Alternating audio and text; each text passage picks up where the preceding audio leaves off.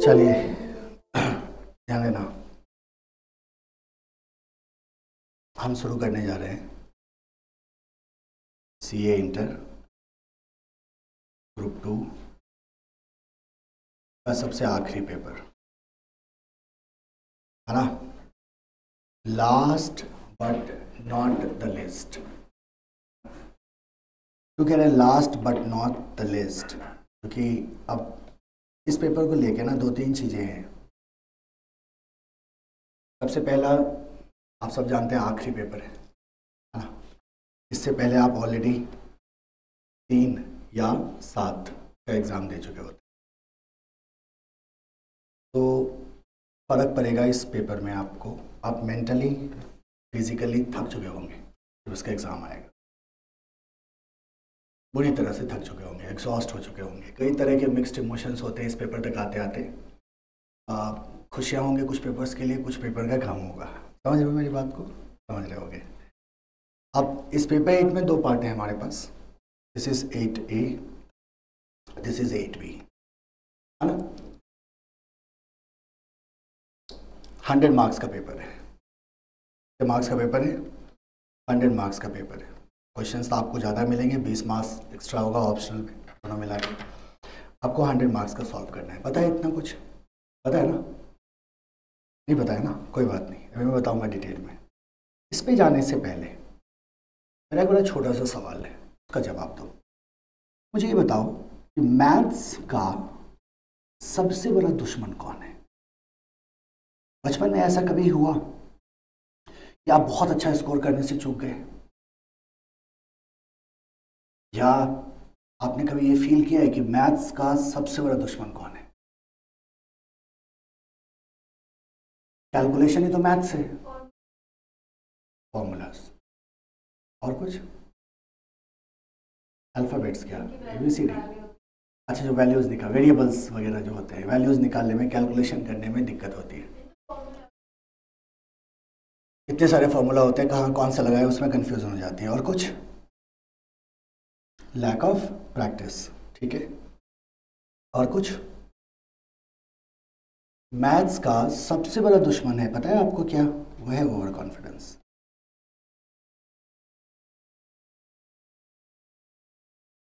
Over confidence का मतलब क्या है? ओवर कॉन्फिडेंस का मतलब क्या है? मैथ्स की बात क्यों कर रहे हैं बाद में समझना, बट इस चीज़ को ध्यान से अच्छी तरह से समझ लो कि आप FM में, FM इको में आप क्या प्रॉब्लम्स फेस करने जा रहे हैं।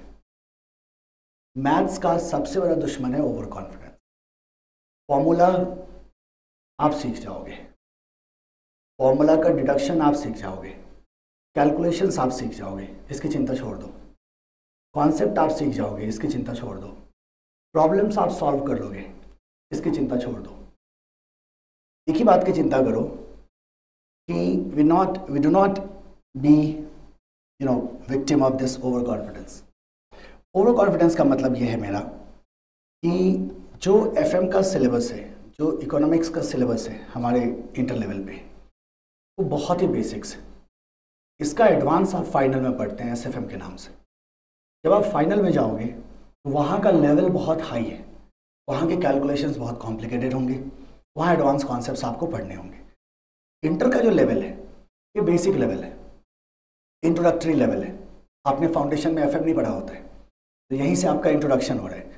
11th-12th में जो आपने FM पढ़ा था थोड़ा बहुत, वो आपका बेस बनेगा और उसके आधार पे आप यहाँ स्टडी करोगे, तो कहीं कोई दिक्कत नहीं आएगी आपको। सारे चैप्टर्स आप आसानी से हैंडल कर लोगे, सारे क्वेश्चंस को आप अच्छी तरह से बना लोगे। आपसे गलतियां होंगी, और वो गलतियां होंगी पता है किस चक्कर में? ओवर कॉन्फिडेंस के चक्कर में। होता क्या है कि वंस वी अंडरस्टैंड कि पर्टिकुलर मैथ्स को मेरे को ऐसे सॉल्व करना है, तो 2-3 टेंडेंसीज आती हैं। सबसे पहले क्या होती है कि हमारी स्पीड बढ़ती है, और हमारी स्पीड बढ़ती है और कभी कभी क्या होता है, ये स्पीड बेतरतीब हो जाता है। आपने सुना होगा, देखा होगा, ड्राइविंग सीखते हैं, है ना। ड्राइविंग सीख रहे हैं, सामने से कोई गाड़ी आई तो ब्रेक के बजाय क्या दबा देते हैं? एक्सेलरेटर। सुना है कभी ऐसा होता है ना? ब्रेक के बजाय क्या दबाते हैं? Accelerator. Same problem you will face here. होता क्या है, जब हम स्पीड में आते हैं और जब हम प्रॉब्लम्स को स्पीड में सॉल्व करना शुरू करते हैं तो हम स्टेप्स को स्किप करते हैं, हम स्टेप को स्किप करते हैं। और जब हमने स्टेप्स को स्किप किया तो इसी को मैं कहता हूं ओवर कॉन्फिडेंस। और ये आप करोगे। पहले क्लास में बोलने का एक ही मकसद है कि हमें नहीं करना। हर एक बैच में मैं हमेशा बोलता रहता हूं कि मत करो, लेकिन आप करोगे। पता है क्यों करोगे? क्योंकि जैसे ही आपने type of question 4 question solve किए, फिर आपका क्या आता है? Over confidence. अब आपको पता है कि मेरे को कौन सा स्टेप मैं स्किप कर सकता हूँ, कर सकती हूँ। आपने स्टेप स्किप किया और आप सीधा कंक्लूजन पे गए। 1 क्वेश्चन 2 क्वेश्चन 3 क्वेश्चन में तो चलेगा, पता चलेगा किसी क्वेश्चन में आप फंस गए, आपका जो कैलकुलेशन था वो क्या हो गया? गलत हो गया।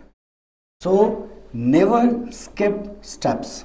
याद रखना, मैथ्स का एक ही दुश्मन है, ओवर कॉन्फिडेंस। बाकी सब कुछ सीखा जा सकता है जिस लेवल का मैथ्स आप डील करने जा रहे हैं। नंबर 1, क्या अवॉइड करना है हमें? Over confidence. Speed is important, but speed के चक्कर में हमारे को स्टेप्स को स्किप नहीं करना है। हमारी जर्नी में we will be learning about the process. हम कुछ भी काम करेंगे, हमने सोर्सेज को डिसाइड करना है कि फंड कहाँ से उठाएं। हमने डेट लेके आए, इक्विटी लेके आए, या रिटेन अर्निंग को यूटिलाइज करें। इक्विटी में जाए तो प्रेफरेंस में जाए, या किस तरह से हम उसको डील करें। ये जो हम डिसीजंस लेंगे, इसका एक प्रोसेस होगा। किसी भी प्रोजेक्ट में मेरे को पैसा लगाना है या नहीं लगाना है, इसका प्रोसेस है इवैल्यूएशन का। और प्रोसेस में we will go step by step. किसी भी टॉपिक को जब मैं आपको बताऊंगा तो I will be giving you the process. ये हम स्टेप 1 में ऐसा करेंगे, 2 में ऐसा करेंगे, 3 में ऐसा करेंगे, और उसे हमें क्या करना है? फॉलो करना है टिल एग्जाम। राइट? अगर हमने ये कर दिया, प्रोसेस को दिमाग में रख लिया और प्रोसेस को फॉलो कर दिया, तो उस कंडीशन में हम इसके शिकार नहीं होंगे। मतलब हमारे स्टेप्स स्किप नहीं होंगे। स्टेप स्किप नहीं होंगे, हमारी जो कहानी है वो आसान हो जाएगी। पहली चीज क्या करना है हमें? We have to know the process. कि जो कुछ भी हम एफएम में कर रहे हैं, क्या कर रहे हैं अभी तो हमें नहीं पता ना, अभी हमें कुछ भी नहीं पता, लेकिन हम जो कुछ भी करेंगे उसका एक क्या होगा? प्रोसेस होगा।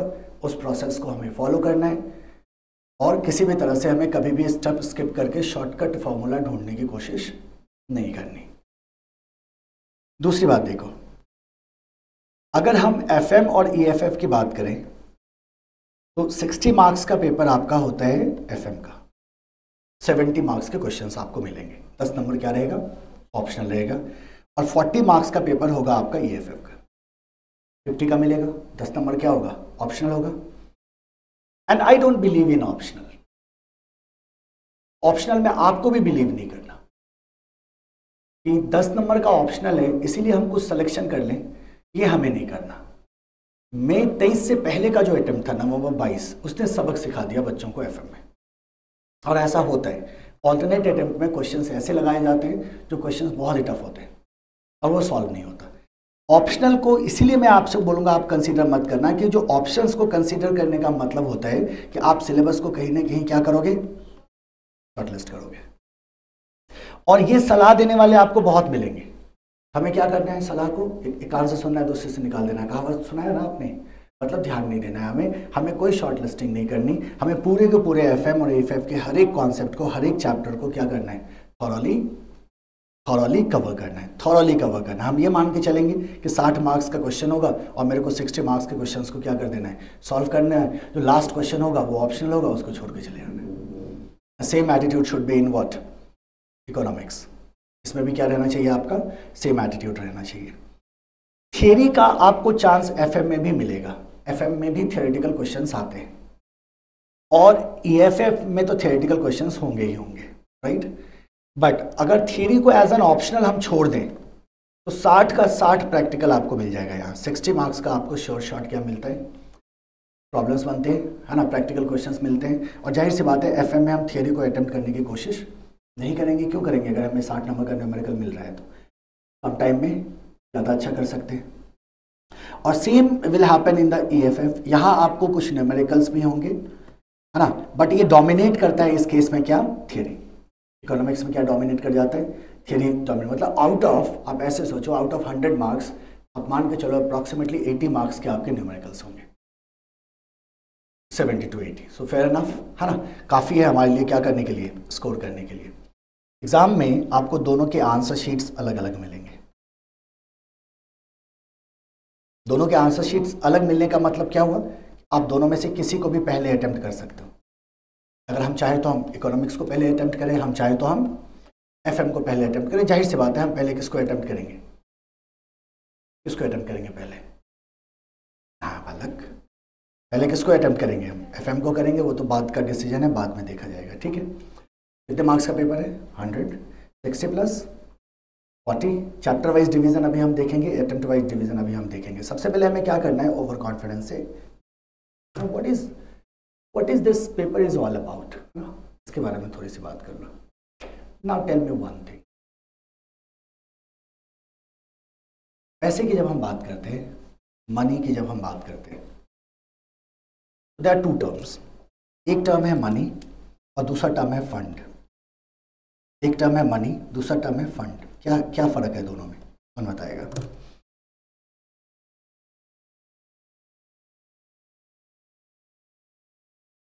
पता होगा, जो खुद की फंड नहीं होती, ओनर्स कैपिटल नहीं होता।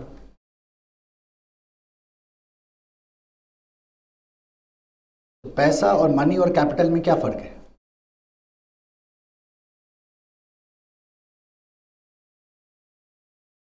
ये इन्वेस्टमेंट के लिए यूज होता है। कहने का मतलब, मनी की अगर हम बात करें प्लेन लैंग्वेज में, इसका मतलब ये हुआ कि हमने किसी से कुछ खरीदा, हमने उसको पैसे दिए, वो गुड्स हमने खरीदा और हमने कंज्यूम कर लिया। तो वो जो पैसा हमने उसको दिया वो ख़त्म हो गया, अब वो मेरे लिए नहीं है। लेकिन कैपिटल का मतलब है कि इसी पैसे को जब हमने किसी बिजनेस में क्या किया, इन्वेस्ट किया, और इस इन्वेस्टमेंट के अगेंस्ट हम क्या एक्सपेक्ट कर रहे हैं, रिटर्न एक्सपेक्ट कर रहे हैं, then that is called as what, capital. दोनों तो पैसा ही है। तो ये जो आपका सिलेबस है ना, it's all about management of money. This syllabus is all about management of money. किस पॉइंट ऑफ व्यू से? तो जाहिर सी बात है, वी आर टॉकिंग अबाउट कि पैसे को अगर हम कहीं इन्वेस्ट करते हैं तो उस पर हमें क्या मिलेगा, रिटर्न मिलेगा। पैसे को हम कहाँ इन्वेस्ट करें, पैसे को हम कैसे इन्वेस्ट करें, हम कितना पैसा इन्वेस्ट करें, जहाँ इन्वेस्ट करें उसको कैसे हम रन कर रहे हैं, है ना। तो उससे रिलेटेड जितना भी फाइनेंशियल आस्पेक्ट है, उन्हीं फाइनेंशियल आस्पेक्ट को हमें क्या करना होता है, एफएम में डील करना होता है। एफएम का मतलब है आपके बिजनेस के फाइनेंस से रिलेटेड जितना आस्पेक्ट है, उन सारे आस्पेक्ट को आप यहाँ क्या करोगे, एड्रेस करोगे हियर इन योर एफएम, है ना। जरा ध्यान देना, किससे बचना है बालक? सबसे पहले क्या कहा हमने, क्या करना है, हमेशा क्वेश्चन को कैसे जाना है, स्टेप बाय स्टेप। कैसे जाना है क्वेश्चन को, हमेशा स्टेप बाय स्टेप जाना है। ठीक है, तो जरा ध्यान से सुनते चलो अब मेरे बात। सिंपल है, paper number 8 FM and eco बोलते हैं इसको, economics for finance. FM eco दोनों के आंसर शीट्स क्या होंगे, सेपरेट होंगे। 70 मार्क्स का टोटल हमारे को क्वेश्चन दिखाई देगा एफएम में, 50 मार्क्स के क्वेश्चंस हमारे को दिखाई देंगे इको में। आउट ऑफ 70 मैं कितना सॉल्व कर सकता हूँ, मैक्सिमम 60 मार्क्स को मैं सॉल्व कर सकता हूँ। आउट ऑफ 50 मैं कितना सॉल्व कर सकता हूँ, 40 मार्क्स के क्वेश्चन को मैं सॉल्व कर सकता हूँ। टोटल मार्क्स बताओ, टोटल मार्क्स कितना हुआ, 100। आपका टारगेट क्या होगा?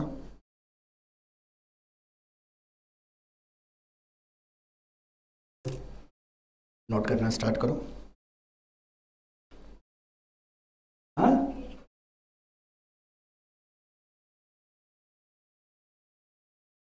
और कोई? 100। क्या स्कोर करना है हमें, 100 स्कोर करना है। हाँ, हमारे आएंगे, लिखो, my target is 100, my target is 100।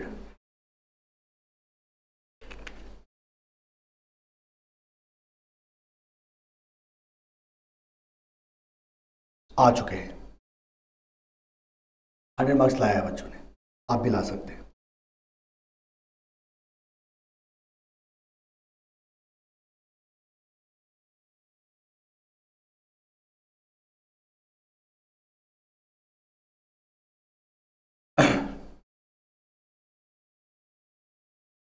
ठीक है, क्वेश्चन पैटर्न पे हम बाद में जाएंगे, क्वेश्चन पैटर्न पे अभी हमारे को जाने की ज़रूरत नहीं है। So our target is very plain, हमें क्या करना है 100 आउट ऑफ 100 स्कोर करना है। 100 आउट ऑफ 100 स्कोर करने के कुछ बेसिक रूल्स हैं, है ना, और उसी को फॉलो करेंगे, राइट। अब जरा ध्यान देना, आपका जो शेड्यूल होगा, आपका जो शेड्यूल होगा दैट विल बी, आज कौन सा दिन है, ट्यूसडे है ना, Tuesday, Thursday and Saturday, this is going to be our schedule. जो हमारा कंप्लीशन होगा that will be by September first week के अराउंड में हम सिलेबस को ख़त्म कर पाएंगे, ठीक है। कुछ एक्स्ट्रा क्लासेस लगेंगी, पहले से पता होगा आप लोगों को, है ना, कुछ एक्स्ट्रा क्लासेस लगेंगी। एक्स्ट्रा क्लासेस लगेंगी तो कभी संडे को लग गई या कभी हमने अपने ही क्लास के टाइम को थोड़ा सा स्ट्रेच कर दिया, कुछ इस तरह से हम मैनेज करेंगे, राइट। आपको मैं बुक्स प्रोवाइड करूँगा, एक बुक होगा FM का, है ना, इसमें कॉन्सेप्ट्स होंगे प्लस प्रॉब्लम्स होंगी, और एक बुक होगा आपका इको का, इको में क्वेश्चन एंड आंसर बुक है ये, ठीक है, प्लस प्रॉब्लम्स होंगी। इको की थियरी को हम क्वेश्चन आंसर के फॉर्मेट में पढ़ेंगे, ठीक है, और इसी क्वेश्चन आंसर के बुक में आपके क्या होंगे, प्रॉब्लम्स भी होंगे, राइट। और FM में कॉन्सेप्ट्स होंगे और प्रॉब्लम्स होंगे। FM में थियरी बहुत कम है, 3 चैप्टर के शुरू के 3 चैप्टर में मेजर थियरीज हैं, जो थियरी वाला पार्ट है वो क्वेश्चन आंसर के फॉर्मेट में होगा, और जो इको है वो कंप्लीट थियरी क्वेश्चन आंसर के फॉर्मेट में होगा, और साथ में आपके प्रॉब्लम्स के बुक होंगे, ठीक है। क्लासरूम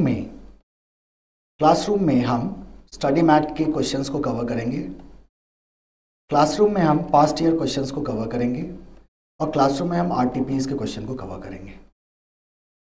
ये सब हमें करना है do in class only, no homework, ये आपको क्लास में ही करना होगा, ठीक है। तो कोई भी क्वेश्चन मैं आपको होमवर्क नहीं दूंगा, मैं आपको होम असाइनमेंट्स जरूर दूंगा। जो होम असाइनमेंट्स होंगी वो क्वेश्चन एडिशनल क्वेश्चंस होंगे, जो मेरे क्वेश्चंस होंगे मैं आपको सॉल्व करने के लिए दूंगा। होम असाइनमेंट्स जो हैं बस आपको यही घर से करना है, बाकी स्टडी मैट, PYQ और RTP किसी भी क्वेश्चन को हम क्लासरूम में नहीं छोड़ेंगे, सेम टाइप का हो या डिफरेंट टाइप का हो, डजेंट मैटर। हम क्या करेंगे, हर एक चैप्टर के क्वेश्चंस को थॉरली करते हुए चलेंगे। तो this is our schedule, right. इसके बारे में कुछ पूछना हो तो पूछो।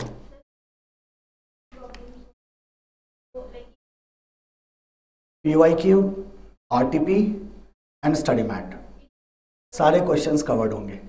जो भी एडिशनल क्वेश्चंस होंगी वो आपको होम असाइनमेंट में जाएगा। आपकी जो बुक है इससे बाहर क्वेश्चंस एग्जाम में नहीं जाएगा, इससे क्वेश्चंस बाहर एग्जाम में नहीं जाएगा। जो एग्जाम में क्वेश्चन आस्किंग पैटर्न है उसी पैटर्न पे ये थॉरली डिजाइंड है। तो अगर हम इसको कवर कर लेते हैं तो इसका मतलब हमने एक ही मटेरियल में सब कुछ कवर कर लिया, ना ही हमें RTP देखने की जरूरत है, ना ही हमें MTP या हमें पास्ट ईयर क्वेश्चंस को अलग से देखने की जरूरत नहीं होगी। That is covered in book itself and same in the case of what, eco, ठीक है। अब जैसे इकोनॉमिक्स फॉर फाइनेंस है, इसमें बहुत सारे टॉपिक्स ऐसे जो ट्रिवियल टॉपिक्स हैं, क्वेश्चंस नहीं आते एग्जामिनेशन में, और कुछ टॉपिक्स ऐसे हैं जहाँ से रिपीटेडली क्वेश्चंस आते हैं। तो जहाँ से रिपीटेडली क्वेश्चंस आते हैं दोज आर हाईलाइटेड, तो क्लास में हम उसको क्या करेंगे, उसको मार्क करते हुए चलेंगे, ताकि हमें पता होगा कि एग्जाम टाइम में मेरे को क्या क्या चीज़ें पढ़नी है और कहाँ हमारे को कंसंट्रेट करना है। FM को जब हम सॉल्व करेंगे, FM का जैसे चैप्टर खत्म हुआ या 2 चैप्टर खत्म हुए या जिस दिन हमें समय मिला, हम क्या करेंगे, क्वेश्चन आंसर्स मार्क करेंगे एज पर द इम्पोर्टेंस, कि हमारे अटेम्प्ट में कौन कौन से क्वेश्चन इंपॉर्टेंट हैं, कौन कौन से सिमिलर क्वेश्चन है, और कितने क्वेश्चन हमें 1.5 दिन पहले, एग्जाम से 1.5 दिन पहले हमें निश्चित रूप से लगा के जाना है। हम क्या करेंगे, सारे क्वेश्चंस की मार्किंग क्लास में ही करते चलेंगे, ताकि हमें लास्ट में कोई परेशानी ना आए। That we will do in class only, ठीक है। तो टेस्ट तो क्लास में चलता रहेगा, जैसे चैप्टर खत्म हुआ then we will have test, है ना, वो तो चलता रहेगा, बीच बीच में भी चलते रहेंगे आपके टेस्ट। जैसे मान लो कोई टॉपिक आज हुआ, उसी टॉपिक पे मैंने कल आपसे 2-3 क्वेश्चन करने को बोल दिया, तो दैट विल बी देयर, है ना। सो क्लास टेस्ट आप मान के चलो ऑल टुगेदर हम 13 से 14 टेस्ट करेंगे, 13 to 14, और इतने ही आपको तकरीबन होम असाइनमेंट्स आएंगे। 15 के आसपास मान के चलो, इतने ही आपके होम असाइनमेंट्स आएंगे। तो सफिशिएंट नंबर ऑफ क्वेश्चंस को हम क्लासरूम में ही करने हैं। ये मैं आपको होमवर्क नहीं दूंगा, हम ऐसा नहीं करेंगे 2 क्वेश्चन मैंने आपको दिया और 4 क्वेश्चन मैंने होमवर्क बोल दिया। मैं आपको होमवर्क से पूरी तरह से फ्री कर रहा हूँ, है ना। मुझे क्या चाहिए आपसे, मुझे बस एक ही बात का कमिटमेंट चाहिए कि आज ही आप लोग सब अपने दिमाग में ये सेट कर लो कि मेरे को इसके लिए काम करना है ना। और सब याद रखना कि मैथ्स की सबसे बड़ी कमजोरी क्या है। बात समझ में आ रही है? एफएम को जब पढ़ना शुरू करोगे ना, तो पता है आपको कैसे कैसे टर्म सुनाई देंगे। जैसे टर्म आएगा लिवरेज। अब लिवरेज तो अकाउंट का लैंग्वेज नहीं है, ये टर्म कहाँ से आया? मेजॉरिटी ऑफ कॉन्सेप्ट्स जो है फाइनेंशियल मैनेजमेंट के, वो किसने दिए है? फिजिसिस्ट ने, मैथमेटिशियंस ने, इंजीनियर्स ने। इट्स प्योर मैथ, ये कुछ नहीं है, ये मैथ्स है। Maths with process. अगर आपने प्रोसेस छोड़ा, और मैथ्स कैसा मैथ्स? बेसिक मैथ्स जो करके आपने फाउंडेशन किया है। कहीं इंटीग्रेशन डिफरेंशिएशन नहीं करना हमें, बेसिक मैथ्स है। और मैथ्स में मैंने बताया, मैथ्स की सबसे बड़ी कमजोरी है ओवर कॉन्फिडेंस। एक बार आप कैलकुलेशन सीख गए, फिर आप सोचते हैं ये तो यूं हो जाएगा, और उसी यूं हो जाएगा में हम क्या करते हैं, हम गलतियां करते हैं, चीजें उलझ जाती हैं, आंसर्स हमारे सही नहीं निकलते। हमें उससे बचना है, बस बाकी चीजों की चिंता छोड़ दो। So this is our plan of action, this is how we are going to proceed. ठीक है, पहले हम स्टार्ट करेंगे एफएम को। पहले हम देखेंगे किसे? Financial management. और एफएम को देखने के बाद हम जाएंगे इको पे। अब जरा गौर करो आप,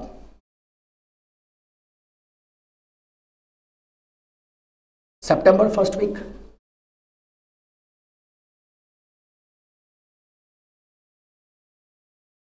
आप मान के चलो एफएम में we will be giving something around 35 classes और मोर देन दैट, है ना। ये टोटली डिपेंड करेगा कि हम क्वेश्चंस कितनी तेजी से कर पा रहे हैं, ये फ्लक्चुएट करते हैं, है ना। तो अगर आप मेरे साथ क्वेश्चन तेजी से कर पाओ, क्योंकि सारे क्वेश्चंस हमें कहाँ करने हैं? क्लासरूम में। तो उस कंडीशन में हमारे नंबर ऑफ क्लासेस क्या लगेंगे? कम लगेंगे। और अगर मान के चलो कि अगर आप लोगों ने सही स्पीड में कर दिया, तो इन 60 classes both will be over, दोनों खत्म हो जाएगा, एफएम और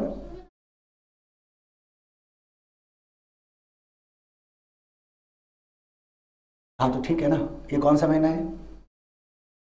जून है। हमारे पास क्या क्या है? जून, जुलाई, अगस्त और सितंबर। तो all together we will get that much of classes. और जैसे जब क्लासेस होता है ना, तो number of classes when I am saying you कि I will be taking 60-65 classes, तो स्टैंडर्ड क्लासेस है 1.5 घंटे 2 घंटे का। आपका ये कैसे चल रहा है? 2 घंटे का चल रहा है। और हमारे पास यहाँ कितना टाइम है? 3 आवर्स का टाइम है। तो नंबर ऑफ क्लासेस मैं 2 घंटे पे सेट कर रहा हूँ, बट हमारे पास टाइम कितना है? 3 है। तो ओवरऑल टाइम से हमें मतलब है। तो मान के चलो कि हमारा 190 आवर्स हमें लगेगा टोटल। वो 190 आवर्स हमारा फुलफिल हो रहा है, डोंट वरी अबाउट दैट। ठीक है, अब जरा ध्यान दो। Right now we are talking about FM, financial management. Right now we are talking about FM. अगर हम एफएम की बात करें, तो एफएम का जो सिलेबस है, ये बड़ा सिंपल सा सिलेबस है, बहुत ही सिंपल सा सिलेबस है। टोटल इसमें आपके पास 10 चैप्टर्स है। ठीक है, there are 10 chapters all together, और इंटरकनेक्टेड चैप्टर्स हैं, सिंपल चैप्टर्स हैं, बेसिक क्वेश्चंस हैं, कुछ भी एडवांस नहीं है। आसानी से हर एक चैप्टर को आप कमांड कर सकते हो। अब चैप्टर्स को देखने से पहले let's talk about this subject now, है ना। अब इसकी बात करते हैं। बाकी बातें तो मैं आपको जनरल बातें बताता रहूँगा, इन कोर्स आप ड्यू कोर्स आप सुनते रहना। कहानियाँ कभी भी करी जा सकती है ना। वापस चलते हैं हम हमारे मुद्दे पे, फाइनेंशियल मैनेजमेंट। राइट, 2 टर्म है हमारे पास। One is what? Financial, another term is what? Management. Right, इसका क्या मतलब है बेसिकली? अगर हम पहले टर्म को लें फाइनेंशियल, इसका मतलब this is something which is concerned with what? Finance. तो हम फाइनेंस को मैनेज करने की बात कर रहे हैं। हम फाइनेंस को मैनेज करने की बात कर रहे हैं। कॉन्सेप्ट बड़ा सिंपल है हमारा। हम किसको मैनेज करने की बात कर रहे हैं? हम फाइनेंस को मैनेज करने की बात कर रहे हैं। अगर हम फाइनेंस को मैनेज करने की बात कर रहे हैं, तो इसका मतलब क्या हुआ? Finance simply means what? Money. Finance simply means what? Money. इसका मतलब किसके मैनेजमेंट की बात हो रही है? मनी के मैनेजमेंट की बात हो रही है। मैनेजमेंट की मीनिंग बताने की मुझे जरूरत है नहीं, आप तो जानते हो मैनेजमेंट क्या होता है। सो मनी के मैनेजमेंट की बात हो रही है। So we are going to talk about the money, पैसे को हम कैसे मैनेज करें। That is what the financial management is all about.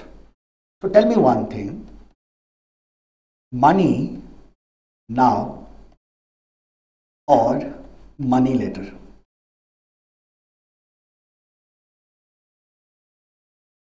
बोलो। आपको मैं कहता हूं कि मैं आपको 1,000 रुपये आज देता हूं, या मैं आपको कहता हूं मैं आपको 1,100 रुपये 5 साल बाद देता हूं, आप क्या चाहोगे?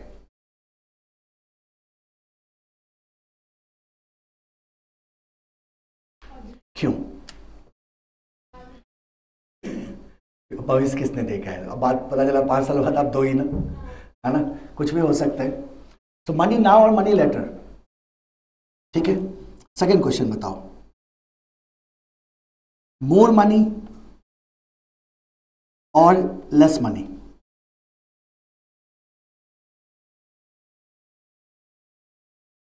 मोर मनी और लेस मनी, क्या चाहिए आपको? है ना, हम कहते सर ये ह्यूमन टेंडेंसी है ना, इसमें ज़्यादा R&D करने की जरूरत नहीं है, सीधा सीधा है मोर मनी, है ना। जाहिर सी बात है कोई भी क्या चाहेगा कि वो ज़्यादा मनी उसको मिले। आप मनी को मैनेज कर रहे हो, आप क्या चाहोगे? ज़्यादा से ज़्यादा है। अच्छा, किस मनी की बात कर रहे हैं? वो मनी जो मैंने खर्च करके कुछ कंज्यूम कर लिया, या वो मनी जो मैंने बिजनेस में लगा के कमाया? हम बात कर रहे हैं कैपिटल की, हम उस पैसे की बात कर रहे हैं जो हमने क्या किया, बिजनेस में लगा के कमाया। तो हम क्या चाहेंगे, ज्यादा पैसा चाहेंगे या कम पैसा चाहेंगे? ज्यादा पैसा चाहेंगे। मनी नाउ और मनी लेटर? आपने कहा मनी नाउ, भरोसा नहीं है सर आप पे मुझे, 5 साल बाद आप गायब हो जाओगे, दोगे ही नहीं। Money now, why we are saying money now? 1 lakh का वैल्यू आज और 1 लाख का वैल्यू आज से 5 साल बाद, कौन वैल्यू ज्यादा होगा? आज का। टाइम वैल्यू ऑफ मनी याद है? कौन ज्यादा वैल्यूएबल होगा? आज का पैसा ज्यादा वैल्यूएबल होगा। तो जब हम मनी मैनेजमेंट की बात करते हैं तो जो बहुत ही बेसिक टेंडेंसीज होती है, मैं जब थियरी पे जाऊंगा आप लोगों को डिटेल में समझाऊंगा, अभी तो बस सिलेबस समझ लो। तो बेसिक टेंडेंसी जो होती है ना इंसान की, मनी नाउ या मोर मनी, जाहिर सी बात है वो क्या आएगा, रोल में आएगा। और जब हम मनी को मैनेज करने की बात करते हैं, फाइनेंसेस को मैनेज करने की बात करते हैं, तो सर्टेनली आप देखते हैं कि क्या पैसा मेरे पास आया, क्या पैसा मेरे पास आया और क्या पैसा मैंने लगाया। यस और नो?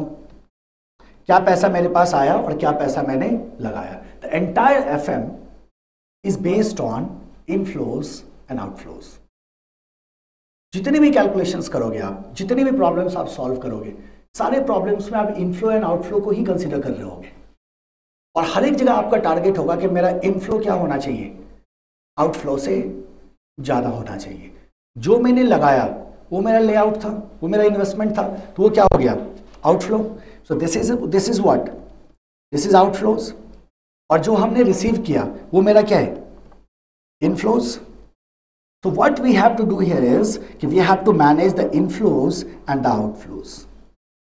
हमें क्या करना होता है, इसी को मैनेज करना होता है। और इसको मैनेज करते हुए हमारा सिचुएशन ऐसा होना चाहिए कि हम क्या करें, हम ज़्यादा से ज़्यादा प्रॉफिट अर्न कर सके, हम शेयर होल्डर्स के वेल्थ को क्या कर सके, मैक्सिमाइज कर सके, हम कंपनी के फाइनेंशियल परफॉर्मेंस को क्या कर सके, बेटर कर सके।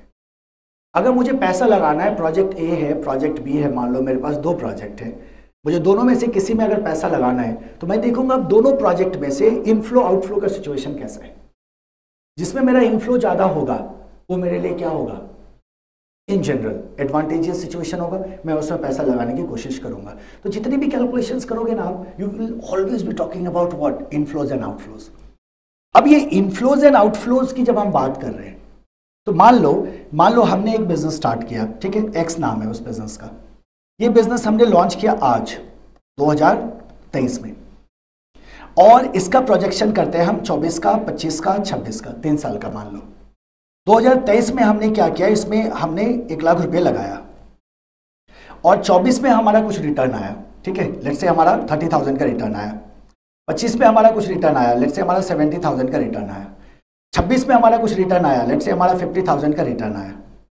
तो ये मेरा 3 क्या हो गया, इनफ्लो। और ये मेरा क्या हो गया, आउटफ्लो। लेकिन ये मेरा आउटफ्लो कहां है बताओ, 2023 में।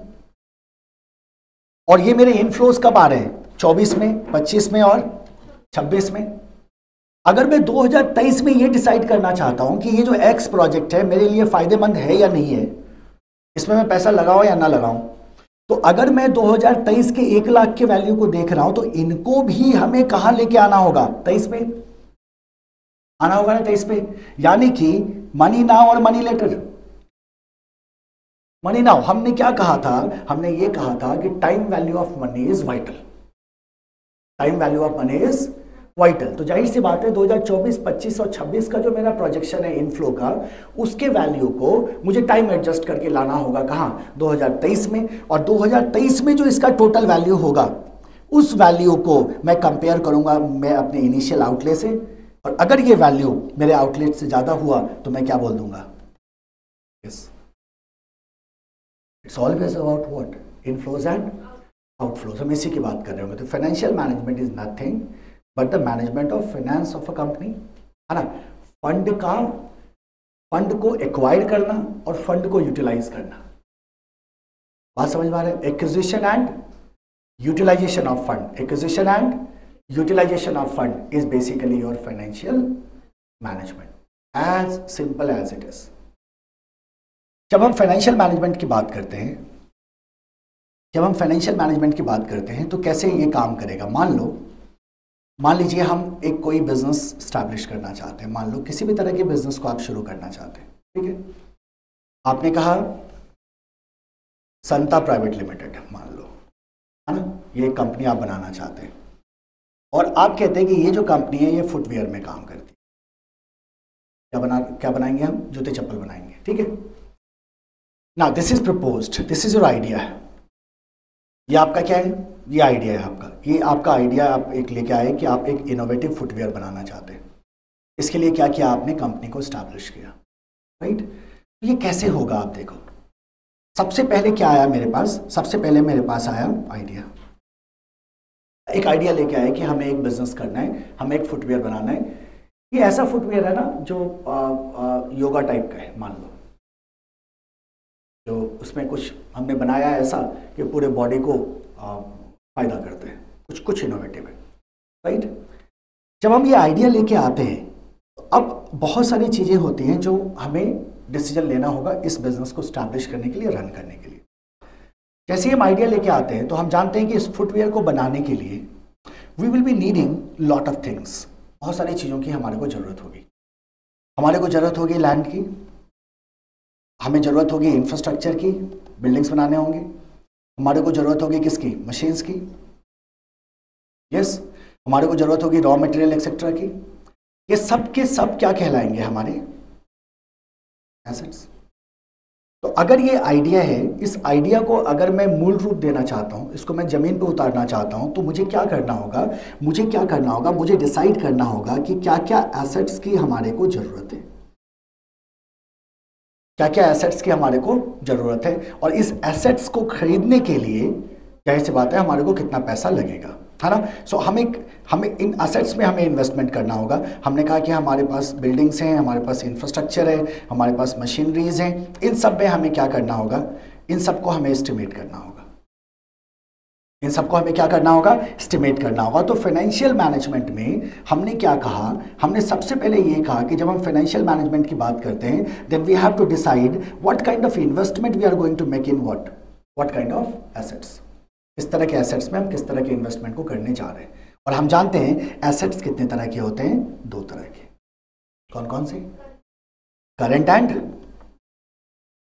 एसेट्स एंड नॉन करंट, या फिक्स्ड, है ना। दोनों तरह के एसेट्स में हमारा क्या जाएगा, इन्वेस्टमेंट जाएगा, और इन्हीं इन्वेस्टमेंट को हमें क्या करना होता है, डिसाइड करना होता है एट फर्स्ट कि कितना पैसा लगेगा। जब तक हम ये डिसाइड ना करें कि कितना पैसा लगेगा तब तक हम पैसा लेके कहां से आएंगे, बताओ। पहले इन्वेस्टमेंट का डिसीजन लें या पहले पैसा लेके आए, पहले हमेशा किसका डिसीजन लेंगे, इन्वेस्टमेंट का। हमें पता होगा कि इतना खर्चा होगा तब तो वो पैसा लेके आएंगे हम। तो हमने क्या कहा, ये जो आप असेट में जो डिसीजन ले रहे हो कि किस तरह से मेरा इन्वेस्टमेंट जाएगा, this is called as investment decisions. क्या कहते हैं इसको? Investment decisions. So this is our investment decisions. अब यहां से हमारा एक एस्टिमेशन हुआ है ना, यहां से हमारा क्या हुआ, एक एस्टिमेशन हुआ। और अब सवाल आता है कि इस पूरे असेट को फंड करने के लिए पैसा आएगा कहां से? जैसे ही पैसा कहां से आएगा, then we go for what, sources. हमें क्या डिसाइड करना होगा? सोर्सेस ऑफ फंड्स को डिसाइड करना होगा। कहने का मतलब हमें एक अगला डिसीजन लेना होगा, and that decision is called as financing decision. Financing decision का मतलब हुआ कि इसके लिए हम पैसा कहां से लाएंगे। अच्छा देखो क्या क्या हो सकता है। मान लो आपके पास घर में इतने पैसे, आपने पापा को बोला मेरे को बिजनेस करना है और देखो मेरे को ये एसेट खरीदना है और ये एसेट खरीदने के लिए मेरे को 5 करोड़ रुपए चाहिए। उन्होंने एक चेक दे दिया आपको, बोला जाओ कर लो। आपको किसी की जरूरत नहीं हुई, वापस भी नहीं करना, बैड डेट है ना, कौन देगा वापस? नहीं दोगे ना वापस। आप बोलोगे बस हो गया था, चेक साइन कर दिया आपने, भूल जाओ आप। दूसरा तरीका क्या हो सकता है? आपने कहा मेरे पास 1 लाख रुपये है, 5 लाख रुपये का टोटल खर्चा है। आपने कहा मेरे पास 1 लाख रुपये है, 1 लाख दोस्तों से इकट्ठा कर लिया, 2 लाख हो गया, 3 बचा ना, बैंक चले गए। बैंक को बोला मेरे को लोन दे दो। ठीक है, ये भी तरीका हो सकता है। और क्या हो सकता है? 5 लाख का इन्वेस्टमेंट था, 2 लाख रुपये आपके पास है, आप चले गए किसी एंजल इन्वेस्टर के पास। एंजल इन्वेस्टर के पास गए, आपने बोला हम आपको 10% का अपना शेयर दे देते हैं, आप हमारे को 3 लाख रुपये। उसने आपको पैसे दे दिए। Anyhow anyway you have to source fund, ताकि आप क्या कर सको, इन असेट्स पे को एक्वायर कर सको, राइट। सो हमें क्या करना है? So that decision is called as what, financing decision. तो हमें क्या करना है? सोर्सेस को डिसाइड करना है, सोर्सेज ऑफ फंड को डिसाइड करना है कि कहां से कितना पैसा हम एक्वायर करने वाले हैं। जब आप सोर्सेज को डिसाइड करते हैं ना, तो बहुत सारी चीजें आती हैं। याद रखना, जब भी फंड होगा ना, जब भी आप कहीं से पैसा उठाओगे, इस फंड के साथ एसोसिएट होता है कॉस्ट। हर एक फंड का कॉस्ट होता है। जैसे हमने क्या कहा, पापा ने जो दिया, हमने पापा को बोला ये आपका बैड डेट है, भूल जाओ, 0 कॉस्ट एसोसिएटेड था, हमें कुछ उन्हें कोई रिटर्न में नहीं देना है। लेकिन जो हमने बैंक से उठाया, तो बैंक कहता है हमारे को क्या किया, हम आपसे 12% इंटरेस्ट चार्ज करेंगे। 12% की लायबिलिटी तो हमारी क्रिएट हो गई। बैंक को हमें क्या करना है? वापस पैसा देना है। So that is what, cost associated with fund. हर एक फंड के साथ क्या होता है? कॉस्ट एसोसिएटेड होता है। और हर एक फंड के साथ क्या होता है? रिस्क एसोसिएटेड होता है। हर एक फंड के साथ क्या होता है? रिस्क एसोसिएटेड होता है, बिजनेस के लिए भी। जैसे हमने बैंक से जब लोन लिया, तो बैंक के साथ क्या आ गया? फिक्स्ड इंटरेस्ट लायबिलिटी आ गई। अब हमें बैंक को क्या करना है? इंटरेस्ट हमें पे करना ही होगा। हम प्रॉफिट अर्न कर रहे हैं नहीं कर रहे हैं, इससे बैंक को कोई मतलब नहीं होता। तो जाहिर सी बात है उसके साथ क्या आ रहा है? रिस्क भी आ रहा है। तो रिस्क को देखते हुए, कॉस्ट को देखते हुए, और याद रखना फंड से कंट्रोल भी अफेक्ट होता है। आप एंजल इन्वेस्टर के पास गए, एंजल इन्वेस्टर को आपने कहा कि हम आपको 10% स्टेक दे रहे हैं अपनी कंपनी का, तो आपने ओनरशिप को क्या किया? डाइल्यूट किया। जब आपने ओनरशिप को डाइल्यूट किया, तो आपका कंट्रोल कंपनी पे बढ़ा या घटा? घटा। इसका मतलब फंड क्या कर रहा है? कंट्रोल को भी अफेक्ट कर रहा है। तो रिस्क, कॉस्ट एंड कंट्रोल, आपको इसको भी ध्यान में रखना होगा। मतलब आप ताबड़तोड़ कहीं से पैसा उठा लो, ऐसा नहीं होता। ठीक है। सो इस तरह से हमने सोर्सेस को डिसाइड किया। क्या कंसीडर करते हुए? कॉस्ट को, रिस्क को, कंट्रोल को कंसीडर करते हुए हमने क्या किया? डिफरेंट सोर्सेस से पैसे हम उठाते हैं। उठा के हमने क्या किया? इन्वेस्ट कर दिया। तो अब आप यहां एक आपके दिमाग में एक सवाल आना चाहिए कि सर ठीक है, हमने इन्वेस्ट तो कर दिया, लेकिन जब हमने इन्वेस्ट किया तो हमने, इसमें भी तो रिस्क है। क्या इन्वेस्टमेंट में रिस्क नहीं है ना? इसमें भी रिस्क है ना। जरूरी थोड़ी हर एक प्रोजेक्ट हमें क्या करे? रिटर्न दे। इसमें भी तो रिस्क है, इसमें भी तो गलतियां हो सकती है। तो जाहिर सी बात है, इसके अंदर जो रिस्क है, इन्वेस्टमेंट डिसीजंस को करने में जो हमारे पास रिस्क हैं, उन रिस्क को भी हमें क्या करना होता है? कंसीडर करना होगा, है ना। तो इस तरह से देखो, हमने क्या डिसाइड किया? हमने इन्वेस्टमेंट डिसीजंस लिए, और इन्वेस्टमेंट डिसीजंस के बाद हमने क्या ले लिया? फाइनेंसिंग डिसीजन ले लिया। हमारा काम फाइनेंस हो गया, हमारे पास पैसे आ गए, हमने काम करना शुरू किया, ऑपरेशंस किया, प्रोडक्ट बनाया, बेचा। जैसे ही हमने प्रोडक्ट बनाया, बेचा, तो क्या आएगा? रेवेन्यू, है ना। कॉस्ट हटाया, उसमें से क्या बच गया? प्रॉफिट। अब सवाल उठता है, इस प्रॉफिट का हम क्या करेंगे? इस प्रॉफिट का हम क्या करेंगे? हम जानते हैं कि बड़ी सिंपल सा रीजन होता है सर किसी भी कंपनी के स्टैब्लिश होने के पीछे, और वो होता है प्रॉफिट अर्निंग। जो भी प्रोमोटर्स हैं, जो भी शेयर होल्डर्स हैं, जो भी इन्वेस्टर्स हैं, उनको क्या चाहिए? रिटर्न चाहिए, है ना। तो हमें क्या करना होता है, वी हैव टू डिसाइड कि जो प्रॉफिट हमने अर्न किया उस प्रॉफिट को हम डिस्ट्रीब्यूट कैसे करें, करें या ना करें, करें तो कितना करें, समझ रहे हो? तो that is called as what? Dividend decision. तीसरा डिसीजन आता है हमारे पास, क्या? Dividend decision. डिविडेंड का मतलब क्या हुआ? जो प्रॉफिट डिस्ट्रीब्यूट हो रहा है, जो हमने प्रॉफिट अर्न किया उस प्रॉफिट को हमें क्या करना है? डिस्ट्रीब्यूट करना है, उसे कहते हैं डिविडेंड डिसीजंस, राइट। सो ये हमारा क्या हो गया? थर्ड डिसीजन हो गया। डिविडेंड डिसीजन में हम कितना डिविडेंड देंगे, कितना रिटेन करेंगे, दोनों एस्पेक्ट आएंगे इसमें। तो इसमें डिविडेंड डिस्ट्रीब्यूटेड या प्रॉफिट डिस्ट्रीब्यूटेड और रिटेन्ड अर्निंग्स, इन दो को हम यहाँ डील करते हैं। तो बताओ कितने डिसीजंस हो गए? 3 तरह के डिसीजंस हमारे हो गए। सबसे पहला क्या हो गया? Financing decision. दूसरा क्या हो गया? Investment decision. तीसरा क्या हो गया? Dividend decision. और यही 3 डिसीजन को सही तरह से करना is called as what? Financial management. अब जरा तीनों डिसीजन के इंपैक्ट को देखो वन बाय वन, ठीक है? आप ही जवाब देना। डिविडेंड डिसीजन, एक कंपनी है जिसने डिविडेंड दिया और एक कंपनी है जिसने डिविडेंड नहीं दिया। इसका क्या इंप्लीकेशन होगा, क्या मतलब होगा, इसका असर कहां होगा?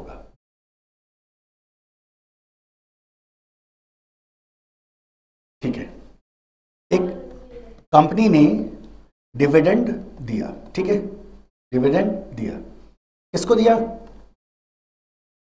शेयर होल्डर को। किसको दिया? शेयर होल्डर को।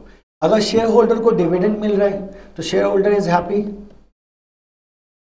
शेयर होल्डर का वेल्थ क्या हो रहा है? मैक्सिमाइज हो रहा है। और शेयर होल्डर का वेल्थ मैक्सिमाइज हो, यही ऑब्जेक्टिव होता है फॉर्म का। तो अगर डिविडेंड दिया तो शेयर होल्डर इज हैप्पी, तो वेल्थ मैक्सिमाइज हो रहा है, तो वैल्यू ऑफ फॉर्म क्या होगा? बढ़ेगा। बहुत सारे लोग ऐसे हैं जो ऐसी कंपनी में इन्वेस्ट करते हैं जो कंटिन्यूअसली डिविडेंड देती है, क्योंकि आपको पता है कि हर एक साल इसको डिविडेंड देना ही देना है, तो मैं इसमें पैसा लगाऊं और डिविडेंड से मैं कमाऊं। आप एक फिक्स इनकम चाह रहे हैं, राइट? तो आपने क्या किया? ऐसी कंपनी में इन्वेस्ट किया जहां से आपको क्या मिल रहा है? डिविडेंड मिल रहा है, आपका वेल्थ क्या हो रहा है? मैक्सिमाइज हो रहा है, you are happy, value of firm क्या हो रहा है? बढ़ रहा है।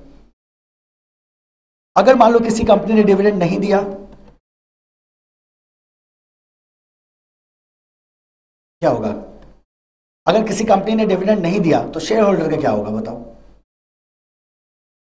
शेयर होल्डर ये चाहेगा कि अगर तुम मुझे डिविडेंड नहीं दे रहे हो तो जो मेरा शेयर का प्राइस है मार्केट में वो बढ़ जाए। अब एज्यूम करो 10 रुपए का शेयर था, 10 रुपए के शेयर पे आपने 1 रुपए का डिविडेंड दे दिया। एक तरीका तो ये है शेयर होल्डर को खुश करने का। दूसरा तरीका क्या हो सकता है? अगर 10 रुपए का शेयर बढ़ के 15 रुपए का हो जाए, 12 रुपए का हो जाए, तो बताओ शेयर होल्डर को दुख होगा कि उसे डिविडेंड नहीं मिला? नहीं होगा ना। यानी कि अगर हम डिविडेंड नहीं दे रहे हैं तो हम इसलिए डिविडेंड नहीं दे रहे हैं कि ये जो पैसा है मेरा, इस पैसे को मैं बिजनेस में क्या करूंगा? इन्वेस्ट करूंगा, और इस इन्वेस्टमेंट की वजह से क्या बढ़ेगा? शेयर का प्राइस बढ़ेगा। शेयर का प्राइस बढ़ेगा, मेरा शेयर होल्डर क्या है? खुश है। शेयर होल्डर का वेल्थ क्या हो रहा है? मैक्सिमाइज हो रहा है। मेरे वैल्यू ऑफ फर्म में क्या हो रहा है? इंक्रीमेंट हो रहा है। सो अल्टीमेटली हमारा पर्पस क्या हो गया? सॉल्व हो गया। सो हम दें या ना दें, कितना दें, these are strategical. These are strategical. गलत कैलकुलेशन का मतलब है कि आपके सीधा यहां इंपैक्ट होगा वैल्यू ऑफ फर्म पे। अगर आपने गलत डिसीजंस लिया और मान लो आपने क्या किया, जैसे हम कहते हैं क्या कि आपने डिविडेंड डिस्ट्रीब्यूट नहीं किया लेकिन फंड को आपने आइडल रखा, फंड को आपने यूज नहीं किया। तो फंड को अगर आपने आइडल रखा तो शेयर होल्डर का वैल्यू तो नहीं बढ़ा। शेयर होल्डर क्या होगा? डिससेटिस्फाइड। वो देख रहा है 6 महीने से मैंने शेयर रखा हुआ है, कुछ बढ़ ही नहीं रहा है, वो उसकी टेंडेंसी क्या होगी? क्विट करने की। और जब वो एग्जिट करेगा तो आपका वैल्यू मार्केट में क्या होगा? गिरना शुरू हो जाएगा। So these decisions are vital, और ये आपके वैल्यू ऑफ फर्म को सीधा सीधा क्या करता है? इंपैक्ट करता है। सेम यहां हो। अब जब हम इन्वेस्टमेंट डिसीजंस लेते हैं तो ये भी बड़ा वाइटल है कि किस प्रोजेक्ट में पैसा लगाएं, कितना पैसा लगाएं, है ना। सो बिकॉज अगर आप सही तरह से इसको डिसीजन को नहीं ले रहे होते, मान लो if you start booking losses, आपने गलत प्रोजेक्ट में पैसा लगाया, आपका नुकसान हुआ। जैसे ही आपका नुकसान हुआ तो शेयर होल्डर पे क्या इंपैक्ट होगा? नेगेटिव। आपका वैल्यू ऑफ फर्म क्या होगा? डिक्लाइन होगा, फॉल करेगा। और सेम होता है किसमें? सोर्सेज ऑफ फंड में। अब मान लो आपको 10% का रिटर्न आना था, इन्वेस्टमेंट डिसीजन, कितने का रिटर्न आना था? 10, और आपने फंड उठाया जिसका इंटरेस्ट रेट 12% का है। क्या किया आपने, ROI is less than the cost, और अगर कॉस्ट ही ज्यादा है और रिटर्न कम है, इसका मतलब क्या, इसको आप बोलोगे सही डिसीजन है ये। So all these decisions need to be very calculated, और क्योंकि ये तीनों डिसीजन मिलके डिसाइड करता है कि फर्म का वैल्यू क्या होगा। अगर आप यहां गलतियां करोगे तो आपका फर्म का वैल्यू अफेक्ट होगा। FM में कितने डिसीजन, 3। कौन कौन से, इन्वेस्टमेंट, पहले इन्वेस्टमेंट बोलो हमेशा, मैं इन्वेस्टमेंट से ही चलता हूं।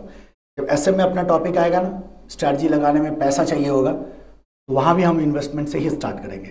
पहले क्या हुआ, investment, financing, dividend, investment, financing and dividend. अगर यही 3 डिसीजन FM में, तो इसका मतलब है हमारा सिलेबस तो इसी 3 डिसीजन पे आधारित होगा। Answer is yes.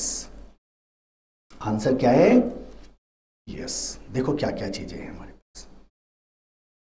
Investment decision में हमारे पास यहां 2 चैप्टर्स होंगे। कितने चैप्टर्स, 2 चैप्टर्स, और एक फिर हम ऐड करेंगे उसमें। एक चैप्टर है हमारे पास जिसका नाम ही है investment decision, chapter number 7। Chapter number 7 का नाम है investment decision, and investment decision का मतलब है कैपिटल बस्टिंग। क्या नाम है, इन्वेस्टमेंट डिसीजन। इन्वेस्टमेंट डिसीजन का मतलब क्या हो गया, कैपिटल बस्टिंग। तो हमारा चैप्टर नंबर 7 क्या हो गया, कैपिटल बस्टिंग। अब कैपिटल बस्टिंग तो हमने देख लिया। यहां देखो, हमने कहा इन्वेस्टमेंट डिसीजन तो हमने यहां देखा।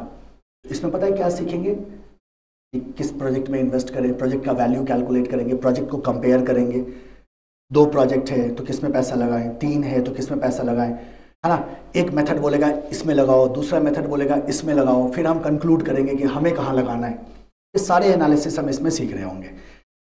इसके बाद हमने कहा इन्वेस्टमेंट डिसीजन तो इंपॉर्टेंट मुद्दा था ही, लेकिन एक और चीज उठा के लाए थे आप, रिस्क। तो जाहिर सी बात है हमें इसमें रिस्क को भी तो एनालाइज करना होगा। आता है आपका चैप्टर नंबर 8। चैप्टर नंबर 8 कहते हैं risk analysis in capital budgeting. क्या बोल देंगे, risk analysis in capital budgeting. ये है हमारा chapter number 8, risk analysis in capital budgeting. Risk analysis in capital budgeting, ये हो गया हमारा चैप्टर नंबर 8। ठीक है, इसके बाद आपने क्या कहा था, current asset, non current asset. जब हम असेट की बात कर रहे थे तो जाहिर सी बात है वर्किंग कैपिटल भी क्या होगा, बहुत इंपॉर्टेंट मुद्दा होगा। और जब हम इनिशियल आउटले डिसाइड करते हैं ना, उसमें वर्किंग कैपिटल भी इंक्लूड होता है। हम कहते हैं working capital should be financed with short term fund. आपने अलग अलग जगह पढ़ा होगा, बट जब हम FM में देख रहे होंगे, जब हमने बिजनेस को लॉन्च किया है उस समय जाहिर सी बात है आप कहते हो ना कि 1 साल लगाने का, दूसरे साल बराबर करने का, तीसरे साल कमाने का। तो आपको इनिशियली सोचना पड़ता है कि लॉन्ग टर्म के लिए आपका वर्किंग कैपिटल फाइनेंस किस तरह से होगा। तो उस समय आप वर्किंग कैपिटल कहाँ से प्रोक्योर करते हैं, लॉन्ग टर्म से। आज बिजनेस लॉन्च किया, 6 महीने में प्रोडक्शन स्टार्ट हुआ, 1 महीने में रिकवरी होगा, तो मैं कहाँ से पैसा उठाऊँ। 2 साल में रिकवरी होगा तो मैं कहाँ से उठाऊँ, लॉन्ग टर्म से उठाऊँ। तो जाहिर सी बात है कि working capital short term, long term, whatever, वो तो बाद में हम देखेंगे। That will also fall another category of what, investment decision. उसको भी हम यहां लेके आ सकते हैं, वो है हमारा chapter number 10, working capital management. नाम ऐसा लिखा है उन्होंने, management of working capital. Upon short में क्या बोलेंगे, WCM। इन्वेस्टमेंट डिसीजन को शॉर्ट में क्या बोलेंगे हम, CB। और चैप्टर 8 को बोलेंगे रिस्क एनालिसिस इन CB। ठीक है, कितने चैप्टर आ गए आपके, 3, 7 capital budgeting, 8 risk analysis in capital budgeting, and 10 working capital management. ये तीनों ही किससे रिलेटेड है, इन्वेस्टमेंट डिसीजन से रिलेटेड है। ठीक है, अब है हमारा डिविडेंड, इस पे आ जाते हैं। यहां देखो 7, 8, 10, बचा कौन, 9। Chapter 9 is dividend decisions. Chapter 9 क्या है हमारे पास, डिविडेंड डिसीजंस। इसमें हमें क्या करना है, डिविडेंड डिसीजंस के बारे में पढ़ना है। ठीक है, अब जरा ध्यान दो, अब हमारे पास है कौन सा डिसीजन, फाइनेंसिंग डिसीजन। कौन कौन से चैप्टर बच गए आपके पास। फाइनेंसिंग डिसीजन में जब जाओगे आप, तो आपने क्या क्या इंपॉर्टेंट कहा, देखो कॉस्ट, रिस्क, है ना। आपने कहा सर कॉस्ट रिस्क कंट्रोल को देखे बिना हम फंड नहीं उठाते, है ना। तो सबसे पहला और सबसे इंपॉर्टेंट आ जाता है फाइनेंसिंग में कि हम कैपिटल के कॉस्ट को कैलकुलेट करें, cost of capital. Chapter number 4 क्या बोलेंगे? चैप्टर नंबर 4, चैप्टर नंबर 4 क्या बोलेंगे? Cost of capital, COC।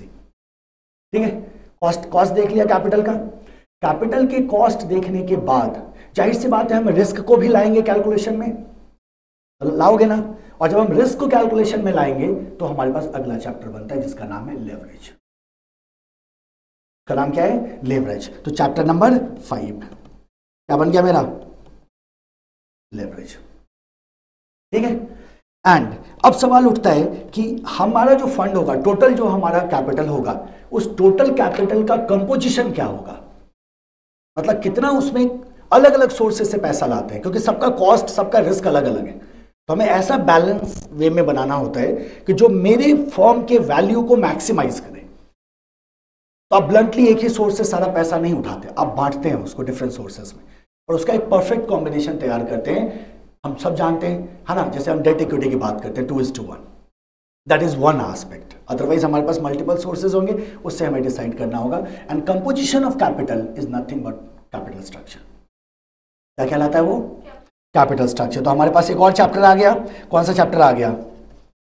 Capital structure. सो जरा देखो 4, 5, 6, 7, 8, 9 एंड 10 बचे कितने? 3 चैप्टर, शुरू का 3 chapter. Chapter number 1, chapter number 2 and chapter number 3। ये क्लियर हो गया आपका? कितने डिसीजंस बन गए? 3 डिसीजंस बन गए हमारे।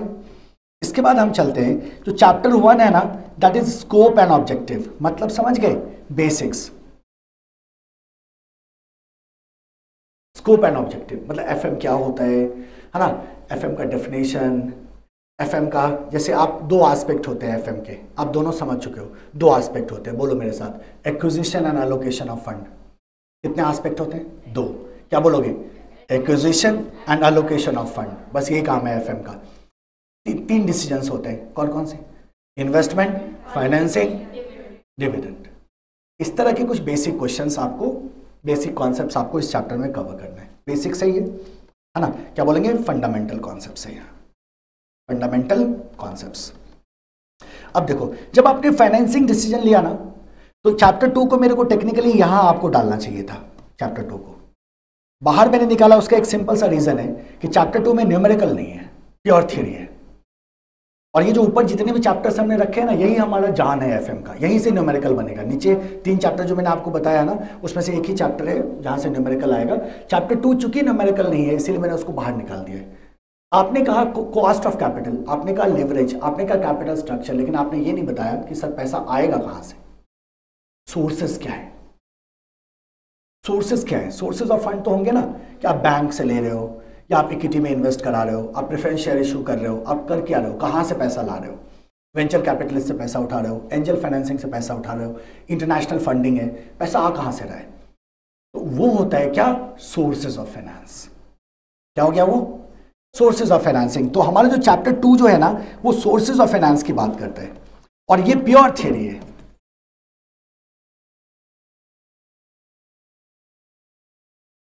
हाँ, सोर्सेज ऑफ फाइनेंस में हम ये देखते हैं कि बैंक हो गया, एंजल इन्वेस्टर हो गया, वेंचर कैपिटलिस्ट हो गया, इंटरनेशनल फंडिंग हो गया, कहां कहां से पैसा आ सकता है। प्योर थ्योरी पढ़ते हैं सोर्सेस।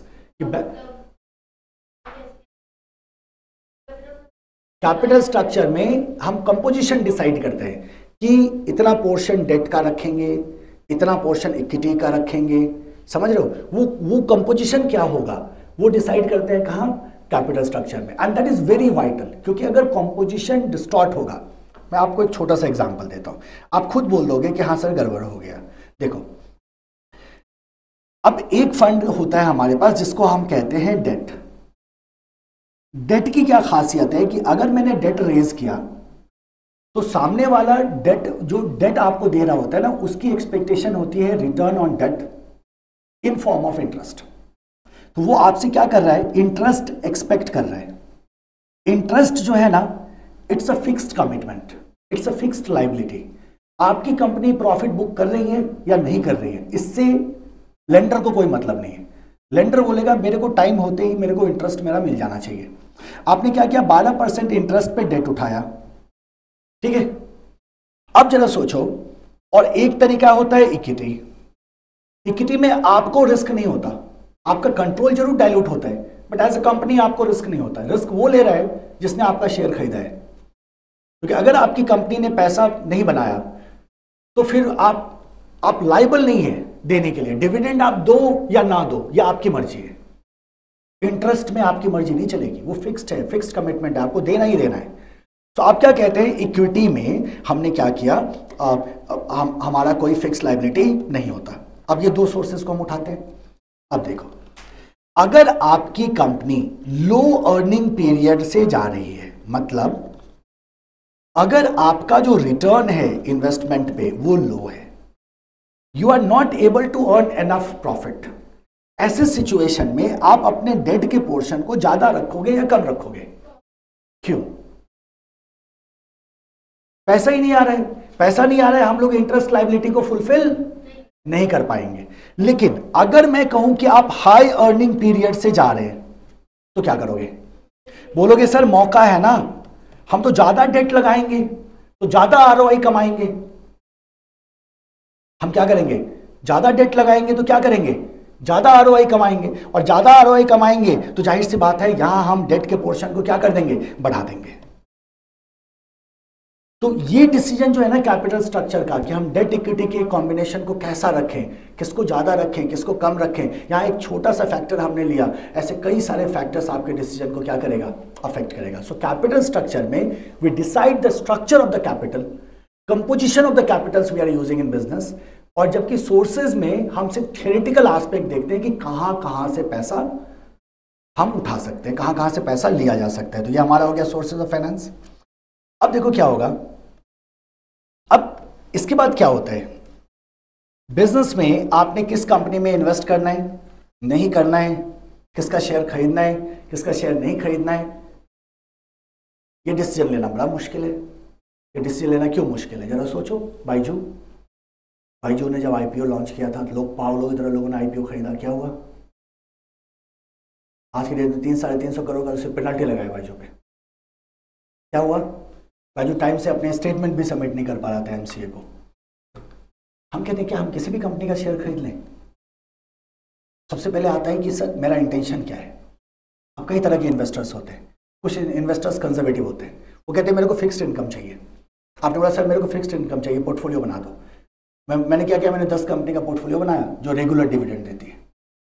बोला ये 10 कंपनी रेगुलर डिविडेंड देती है, तुम्हारे पास 1 करोड़ है, लगा दो, तुम्हें इतना रिटर्न मिलेगा ही मिलेगा, बैठ जाओ, लगा के भूल जाओ, तो तुम्हारा वो पेंशन हो गया, मिलता रहेगा तुम्हें।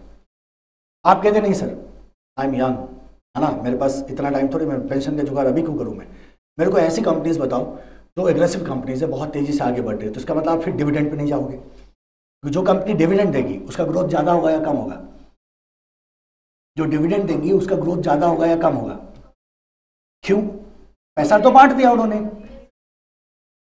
है ना, सिर्फ डिविडेंड पे जो डिपेंडेंट है, इसका मतलब वहां आपको ज़्यादा ग्रोथ शेयर में नहीं दिखाई देगा। ये सब अफेक्ट हमें दिखेगा, होगा या नहीं होगा? तो आइडिया क्या है? आइडिया बड़ा सिंपल है, हम ऐसे फॉर्म में लगाते हैं जिस फॉर्म में हमारा वेल्थ क्या हो, मैक्सिमाइज हो।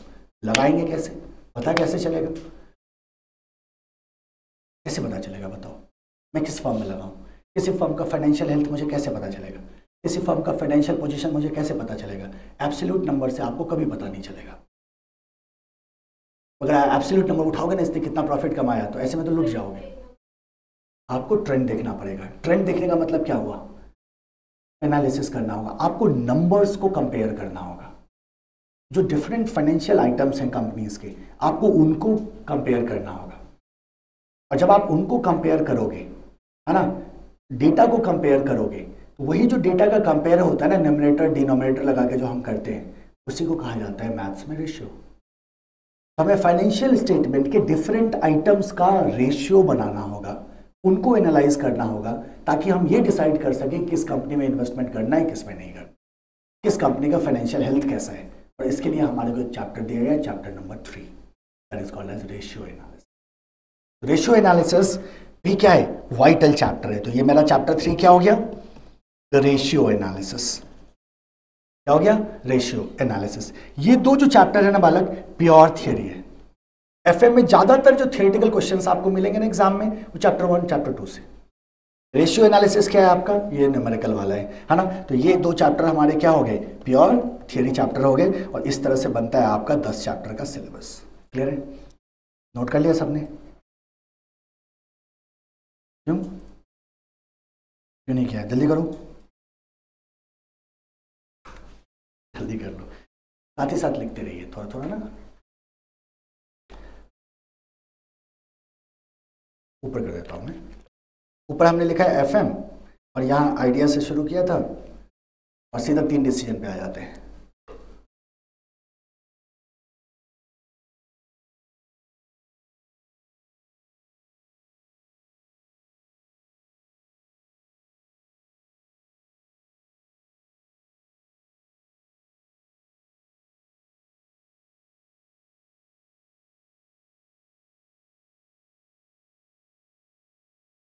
मैं स्क्रॉल कर दूंगा, ठीक है।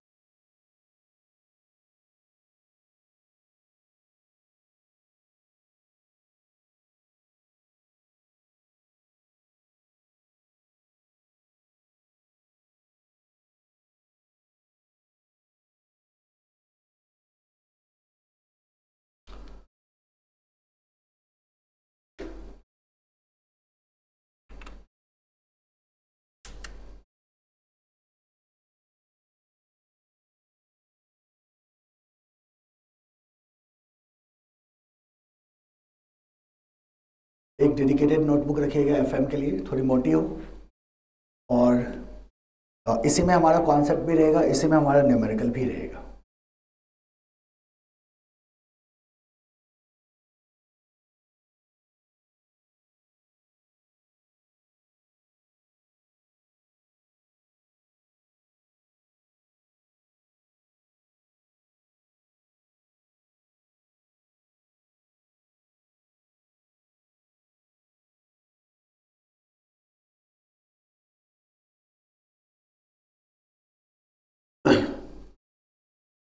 और जितने भी हमारे थियरी वाले चैप्टर्स हैं वो सब हम करेंगे बाद में, है ना। कहाँ से स्टार्ट करेंगे, हम सीधा स्टार्ट करेंगे COC से, रेशियो भी बाद में, सीधा स्टार्ट करेंगे कहाँ से, कॉस्ट ऑफ कैपिटल से। पहले financing, investment and dividend decision को कंप्लीट करेंगे, फिर रेशियो पे चले जाएंगे। और मज़ेदार बात यह है कि इन चैप्टर्स को करते हुए 30% रेशियो हमारा कवर हो जाएगा। जहाँ जो रेशियो आता रहेगा मैं बताता रहूँगा, है ना। हमारा शॉर्ट नोट बॉक्स बनता जाएगा, और फिर जब हम रेशियो एनालिसिस के चैप्टर पे जाएंगे तो हमारे पास ज़्यादा करने के लिए कुछ होगा ही। बैठ के रटोगे? नहीं रटेंगे ना, नहीं, हम ऐसा करेंगे कि जैसे जैसे हमारा, जैसे COC किया हमने, कोई रेशियो आया, रेशियो का क्या बैकग्राउंड है, रेशियो का क्या इंटरप्रिटेशन है, इसका क्या अफेक्ट है, हम क्या करेंगे उसको साथ ही साथ कवर करते रहेंगे। तो जैसे ही हमने तीनों डिसीजन कर लिया तो ऑलमोस्ट 60% रेशियो हमारा खत्म हो जाएगा। और याद रखना 15 से 20 रेशियो से ही क्वेश्चन बनते हैं, बाकी रेशियो बेकार है। टोटल 50 के आसपास रेशियो से 15 से 20 से ही क्वेश्चन आते हैं, और बाकी के रेशियोज वो रेलिवेंट नहीं है। तो हम कर सकते हैं, है ना। प्रीवियस बैच में पहले मैंने रेशियो ही कराया था, लेकिन मैं जानबूझ के हम रेशियो को बाद में करेंगे कि ऑलमोस्ट 60% रेशियो हमारा क्या हो जाएगा, इन चैप्टर्स में कवर हो जाएगा। तो जब हम रेशियो चैप्टर में जाएंगे तो सीधा आसान हो जाएगा, जो बाकी बचेगा उसको करेंगे, एक बार रिव्यू करेंगे और सीधा क्वेश्चन पे चले जाएंगे, है ना। रेशियो के क्वेश्चंस बहुत आसान होते हैं, ये दिक्कत है। तो जरा सोचो ना कि एक साथ सारा फॉर्मूला उठा लिया या हर एक फॉर्मूला को जगह पे जगह यूज करते हुए गए, कौन ज़्यादा आसान होगा? यूज करते हुए गए। जहां रेशियो आएगा मैं, हाँ, जहाँ रेशियो आएगा मैं एक्सप्लेन करूँगा रेशियो कहाँ से आया, कैसे बना, क्या काम है, कहाँ कहाँ यूज़ होता है, और हमारे नोट्स में नोट बॉक्स बनता जाएगा। तो आपके एक एक करके रेशियोज क्या होते जाएंगे, तैयार होते जाएंगे। एक साथ नहीं पढ़ेंगे, लिस्ट बन जाती है। समझ लो क्या होगा, वो लिस्ट बन जाएगी आपके रेशियोज की, बैठ के रटना पड़ेगा आपको, कोई मतलब नहीं है। और जब सिस्टमेटिक तरीके से पढ़ लोगे, वैसे भी रेशियो को रटा नहीं जाता, मैं बताऊँगा trick. Ratio is very simple to keep in mind.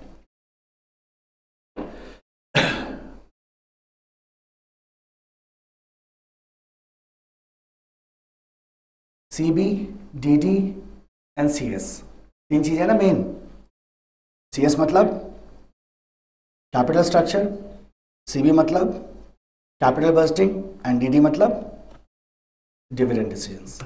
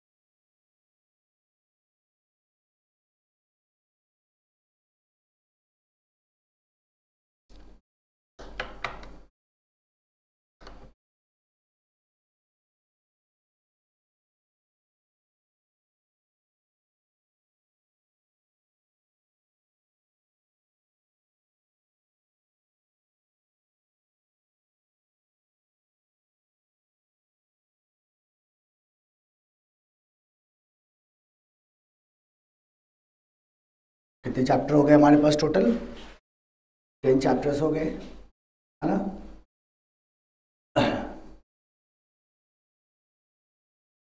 और इन्हीं 10 चैप्टर्स में we have to learn all of the concept of what, FM. और हम क्या कहते हैं? हम कहते हैं सर देखो, एक डिसीजन है मेरे पास इन्वेस्टमेंट, है ना, एक डिसीजन है मेरे पास फाइनेंसिंग, और एक डिसीजन है मेरे पास डिविडेंड, आईएफडी। और ये तीनों डिसीजंस अफेक्ट करेगा मेरी कंपनी के वैल्यू को। तो value of form function of IFD, ये है मूल मंत्र, यही है मेरा syllabus. Value of form is function of IFD, investment, financing and dividend. ये 3 डिसीजंस में हमारे को गलती से बचना है, और ये तीनों डिसीजंस इस तरह से लेना है कि मेरा वैल्यू ऑफ फॉर्म क्या हो जाए, मैक्सिमाइज हो जाए। यही सार है हमारे सिलेबस का, इसी के इर्द गिर्द हम हमेशा रहेंगे। Now see this, done. अब जरा इस पैटर्न को देखो एक बार आप, ठीक है? देखो हर एक चैप्टर को हम देखें। मई 23 वाला मैंने अभी इसमें ऐड नहीं किया है, राइट? हमारे पास टोटल 10 चैप्टर है ना? देखो चैप्टर 1 क्या है मेरे पास? चैप्टर 1 है मेरे पास scope and objective, chapter 2 types of financing, chapter 3 analysis and planning, that is your ratio analysis. इसी का नाम क्या है? Ratio analysis, cost of capital, capital structure, leverage, है ना? ये चैप्टर हमने नंबर वहाँ उल्टा पुल्टा किया है, फर्क नहीं पड़ता है इससे। कैपिटल बस्टिंग हमने जैसे नंबरिंग करा है ना, उस तरह से हम पढ़ेंगे बेसिकली, ठीक है? कैपिटल बस्टिंग के बाद रिस्क एनालिसिस, फिर डिविडेंड, फिर management of working capital. Total कितने चैप्टर हो गए? 10 चैप्टर हो गए। अब अगर हम स्कोप एंड ऑब्जेक्टिव की बात करें तो इसको देखो, इसमें किस तरह से सवाल पूछे गए हैं over the period of time. 23 marks हैं टोटल कवरेज, मई 18 से नवंबर 22 तक। 2.3 का एवरेज है, 4 नंबर के रेंज ऑफ मार्क्स हैं for every attempt except May 19 and November 22, medium priority. So अब ये जो दोनों चैप्टर हैं, है ना, अब देखो इसमें क्या है, एवरी अटेम्प्ट, इधर भी क्या है, एवरी अटेम्प्ट। आप इन दोनों चैप्टर से आपको क्या होगा, स्ट्रेट अवे थियरी मिलेगा आपके अटेम्प्ट में भी, है ना? और छोटे छोटे इसमें ना ढेर सारे कॉन्सेप्ट्स है इस वाले में, सॉरी इस वाले में टाइप्स ऑफ फाइनेंसिंग वाले में, इसमें ढेर सारे छोटे छोटे कॉन्सेप्ट्स हैं, और ये चैप्टर तो बहुत छोटा चैप्टर है। तो ये दोनों ही थियोरेटिकल चैप्टर्स हैं, दोनों ही क्या है, थियोरेटिकल चैप्टर्स है। इसके बाद वेरिएशंस आते हैं। तो आप जरा नोटिस करो, आउट ऑफ 10 1 2 3 4 5 6 7 7 चैप्टर को मैं आपको टॉप प्रायोरिटी में रखूंगा। ये 7 चैप्टर हमारे वही 7 चैप्टर हैं जो हमने फर्स्ट कॉलम में ड्रॉ किया था, cost of capital, capital structure, leverage, capital budgeting, risk analysis and dividend. जब हम वर्किंग कैपिटल मैनेजमेंट में जाते हैं तो इसके अंदर मल्टीपल यूनिट्स हैं, और मल्टीपल यूनिट्स में कुछ ही यूनिट्स हैं जो बेसिकली इंपॉर्टेंट है। देखो हाई प्रायोरिटी पे हमने रखा है इसको, तो मीडियम मीडियम मीडियम लो, है ना। इस तरह से हम क्या कर सकते हैं, जैसे फाइनेंसिंग और वर्किंग कैपिटल है तो यहाँ से ना के बराबर क्वेश्चन आता है। रिसीवेबल इस बार मैंने इंपॉर्टेंट बताया था, वहीं से क्वेश्चन आया है ना। तो इस तरह से हमारे पास टोटल कितना यूनिट है, 6 यूनिट है under what, working capital management, और 6 के 6 यूनिट से आपको डिफरेंट तरीके से क्वेश्चंस पूछे जाते हैं। सो मोर और लेस ये शुरू का जो 2 चैप्टर है ना, इसको हमें थियोरेटिकल पॉइंट ऑफ व्यू से क्या करना है, तैयार करना है। बाकी सारे के सारे चैप्टर में आपको सिर्फ और सिर्फ किस पे कंसंट्रेट करके रखना है, प्रैक्टिकल एस्पेक्ट पे कंसंट्रेट करके रखना है। थियोरेटिकल एस्पेक्ट आपको देखने की जरूरत नहीं है, ठीक है। एक इंट्रोडक्शन में आपको बेसिक्स का दूंगा, जहां हम सबसे पहले क्या करेंगे, बेसिक्स को पढ़ेंगे, यानी कि scope and objective of FM will be the first chapter. और इस चैप्टर को करने के बाद we will enter into what, cost of capital, है ना। Cost of capital, cost of capital के बाद किसको करेंगे, लेवरेज को, और लेवरेज के बाद किसको करेंगे, कैपिटल स्ट्रक्चर को, मतलब जिस तरह से मैंने आपको वहां नंबरिंग करा के रखी हुई है, ठीक है। So this is how we are going to do it. आपको कुछ पूछना है आप लोगों को तो पूछो,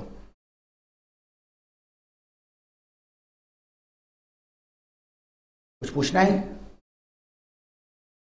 स्टार्ट करें, आ जाइए। एफएम चैप्टर 1, एफएम चैप्टर 1, जरा देखो क्या क्या पढ़ना है आपको।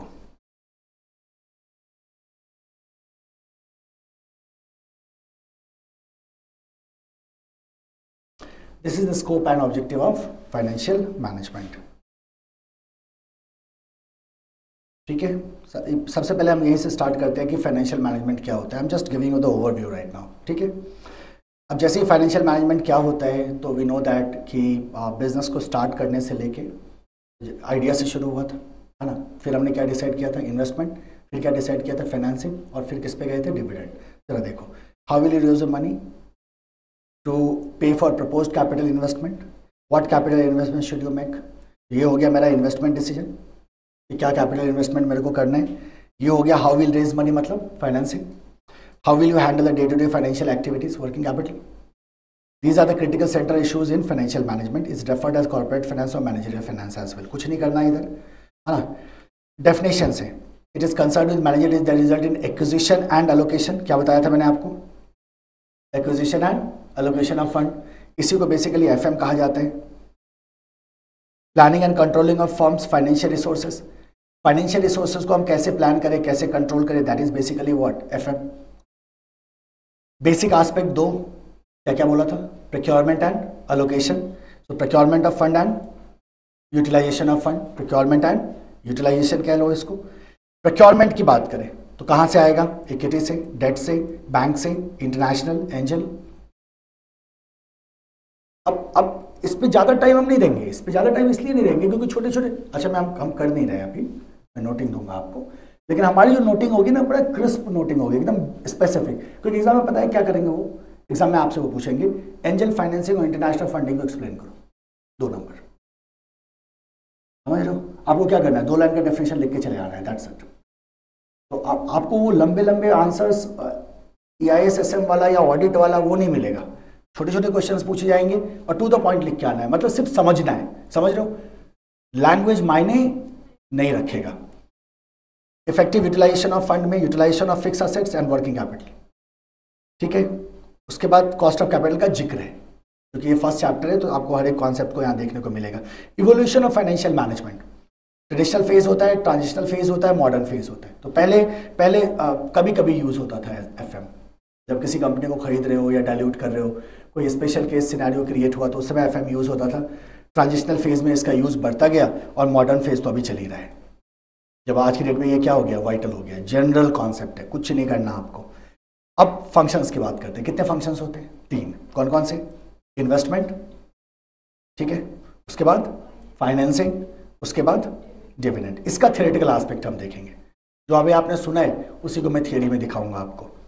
उसके बाद आता है कहाँ कहाँ से फाइनेंस हो सकता है, short term finance decisions, working capital management आ गया शॉर्ट टर्म में। उसके बाद आता है फाइनेंस फंक्शन में long term and short term. Short term में आ गया वर्किंग कैपिटल, लॉन्ग टर्म में इन्वेस्टमेंट, फाइनेंसिंग एंड डिविडेंड। और इस वर्किंग कैपिटल को भी उठा के हमने किधर डाल दिया है, इन्वेस्टमेंट में डाल दिया है, डाला है ना। आगे बढ़ो। स्कोप ऑफ फाइनेंशियल मैनेजमेंट, अब कुछ जनरल थ्योरी यहाँ मिलेगा आपको। Objective of financial management, profit maximization and wealth maximization. इन दोनों में डिबेट है, इन दोनों में डिबेट है, और डिबेट ये है, और कंक्लूजन क्या होगा? कंक्लूजन होगा हमें किस पे ध्यान देना है? वेल्थ मैक्सिमाइजेशन पे ध्यान देना है। मैं आपको मेरी डिमेरिट बताऊंगा कि हम ऐसा क्यों सोचते हैं। हम बार बार क्या बात कर रहे थे अभी? Wealth maximisation. हम किसकी बात कर रहे थे? वेल्थ की। हम बात कर रहे थे वैल्यू की। वेल्थ बढ़ेगा, वैल्यू बढ़ेगा, ठीक है। अब इसके क्या प्रॉस कॉन्स हैं, क्यों हम वेल्थ कह रहे हैं? Wealth is present value of benefit minus present value of cost. तो इसका क्या एब्रिविएशन है, इसको किस तरह से देखेंगे, that we have to see. Wealth को मेजर करने का तरीका, value of firm is equal to N into MP. MP का मतलब है मार्केट प्राइस, एन का मतलब है नंबर ऑफ शेयर। जितना टोटल शेयर है उसको मार्केट प्राइस से मल्टीप्लाई करो, क्या मिल जाएगा? वैल्यू मिल जाएगा। इस वैल्यू को हमें बढ़ाना होता है, तो क्या बढ़ाना होगा? Market price. मार्केट प्राइस बढ़ाना होगा, मार्केट प्राइस बढ़ेगा, ऑटोमेटिकली क्या होगा? वैल्यू ऑफ फर्म बढ़ेगा। या value of equity plus value of debt. तो दो मेजर कंपोनेंट होते हैं हमारे पास कैपिटल स्ट्रक्चर में, इक्विटी एंड डेट। दोनों की वैल्यू को ऐड करेंगे, हमें क्या मिल जाएगा? वैल्यू ऑफ फर्म मिल जाएगा। तो सिंपल कैलकुलेशंस आपको यहाँ प्रॉफिट एंड वेल्थ से रिलेटेड दिखाई देगा, है ना। उसके बाद आ जाता है importance of financial management, again a general theory, organization of finance function and role of finance executive. तो सीएफओ का क्या रोल होता है? फाइनेंस एग्जीक्यूटिव कौन होता है? Chief financial officer. ये भी एक जनरल थियरी है। Responsibility of finance officer, emerging role of finance executive, distress है इंसॉल्वेंसी। आप जानते हो ना इंसॉल्वेंसी क्या होता है? Not able to meet your expenses, है ना। सो उस इंसॉल्वेंसी का एक छोटा सा डिस्क्रिप्शन जब भी आएगा 2 नंबर में आएगा, उससे ज़्यादा में आ ही नहीं सकता है।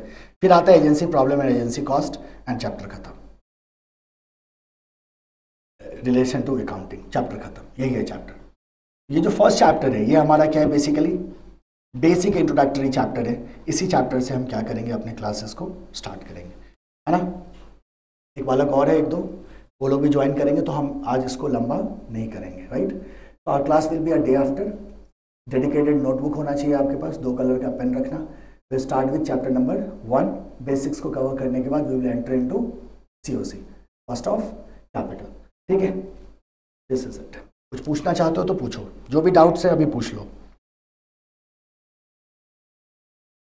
नहीं, थियरी वाले चैप्टर में चैप्टर नंबर 1 जो है हमारे पास, जो बेसिक्स है ना, चैप्टर नंबर 1 और जो चैप्टर नंबर 2 के जो वो टॉपिक्स हैं जिनसे एग्जाम में क्वेश्चन आएगा, वो आपके क्लास नोट्स में जाएगा। इको का भी कंप्लीट थियरी आपके क्लास नोट्स में जाएगा, लेकिन जो इसकी जो थियरी मैं लिखवाऊंगा वो आप वैसा एक्सपेक्ट मत करना। कैसा? एसएम वाला, क्योंकि इसकी जो थियरी आपसे एग्जाम में पूछी जाएंगी उसमें सिर्फ आपका नॉलेज लेवल चेक होता है। जैसे उन्होंने पूछा, कोई भी टॉपिक मान लो उठा लो, उन्होंने पूछा कि डेट इक्विटी से आप क्या समझते हो, तो उसके लिए कोई टाइप्ड आंसर आपको याद नहीं करना। आप जो डेट के बारे में जानते हो वो लिख दो, आपका आंसर सही हो जाएगा, आपको मार्क्स मिल जाएंगे। ये दोनों की थियरी में फ़र्क है। तो कंप्लीट सिलेबस की थियरी आपके क्लास नोट्स में जाएगी, बट उसका जो वॉल्यूम होगा वो कम होगा, लेकिन हमारे एग्जाम के लिए सफिशियंट होगा। स्टडी मैट से मैच करोगे तो दुखी मत हो जाना।